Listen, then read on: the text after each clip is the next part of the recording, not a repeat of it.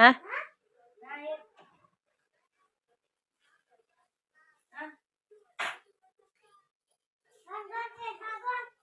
เอาหมวกใส่หัวเด้อเอาเสื้อแขนยงแขนยาวขายาวใส่มันสิหนาวไปหาเฮ็ด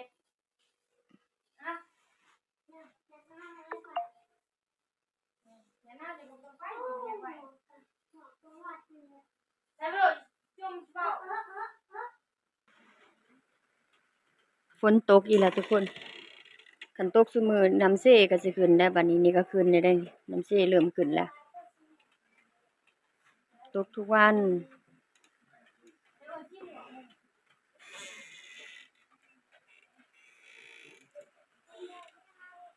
น้ำมันขึ้นตก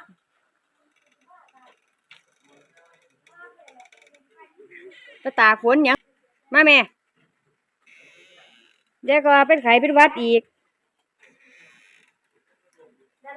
ช่วงนี้ฝนตกซุมื้อช่วงนี้อากาศก็ดีช่วงนี้บ่ได้ไปไสมาไสแล้วเราสังเกตมาเลยค่ะเฮ็ดหยังมาย่างผ่านค่ะ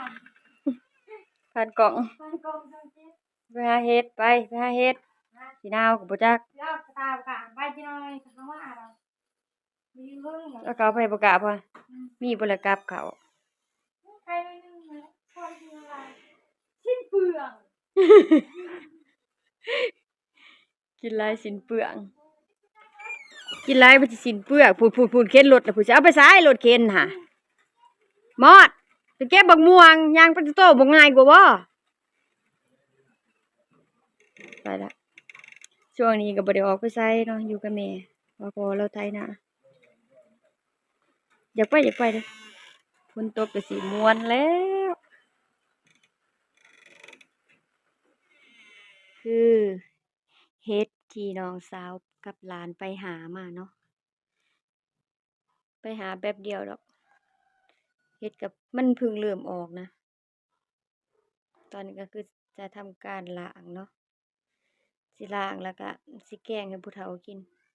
อันนี้เป็นเฮ็ดผึ่งข้าวเจ้าเฮ็ดผึ่งมีหลายประเภทเด้อทุกคนอันนี้เฮ็ดหนางัว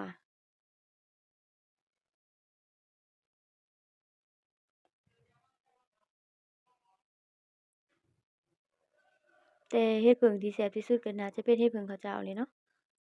เฮ็ดตับเต่าเฮ็ดตับเต่าก็แล้วแต่ผู้มักอะนะอันนี้ก็เป็นเฮ็ดน้ำหมากเฮ็ดขี้กระเดือนอันนี้ก็เฮ็ดแท้เฮ็ดท่าเนาะละเดี๋ยวจะล้างแล้วก็แกง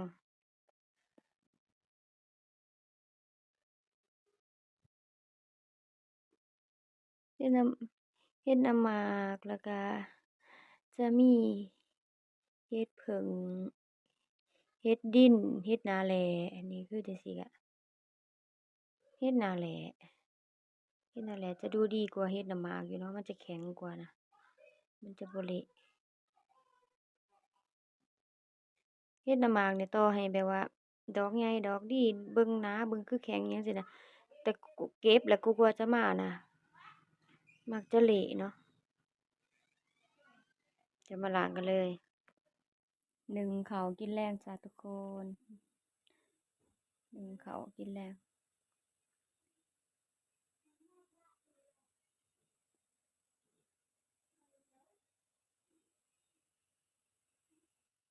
ทุกคนแกงเห็ดรวมจ้าแกงเห็ดรวมแกงเห็ดน้ำหมากเนาะฝนก็ตกฟ้าครึ้มฝนปล่อยตลอดเวลามื้อนี้ทั้งวันเลยอันนี้ก็คือแกงเห็ดเนาะ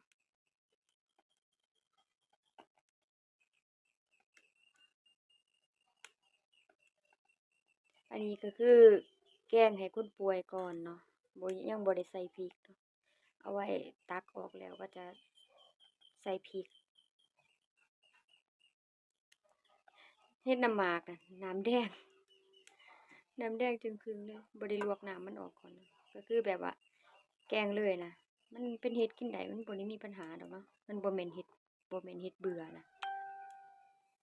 มากินข้าวแลงนำกันจ้ะทุกคน